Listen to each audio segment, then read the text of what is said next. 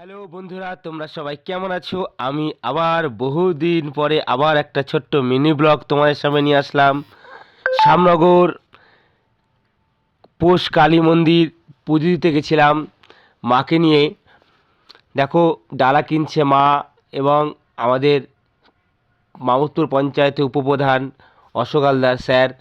এই দেখো কি সুন্দর মন্দির এবং কত সুন্দর মেলা বসেছে। কেন জানি না আজকে সেই পুরনো স্মৃতিগুলো মনে পড়ে গেল এই মেলায়। মায়ের হাত ধরে এবং বড়দের হাত ধরে এই মেলা ঘুরেছি।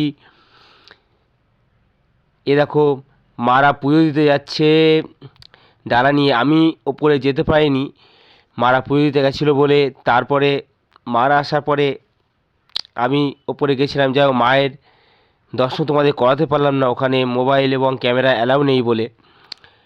যাই হোক,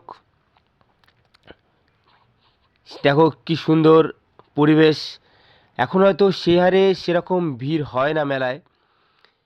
এই যে দেখো কি সুন্দর মন্দির। তারপরে এই দেখো, মেলার মধ্যে দিয়ে আমি হেঁটে যাচ্ছি, কত সমাগম, কত লোক। তার মাঝখানে আমি গেছিলাম মায়ের দর্শন করতে। যাই হোক, তোমাদের মায়ের দর্শন তোমাদের করাতে পারলাম না। এই যে মা, এত সুন্দর পরিবেশ, এত সুন্দর।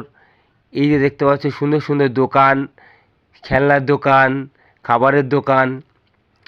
সত্যি পুরনো স্মৃতিগুলো মনে পড়ে যাচ্ছে। তারপরে পেয়ে গেল খিদে।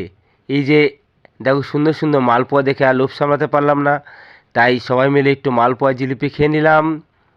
দেখো কি সুন্দর দেখে, তোমাদেরও।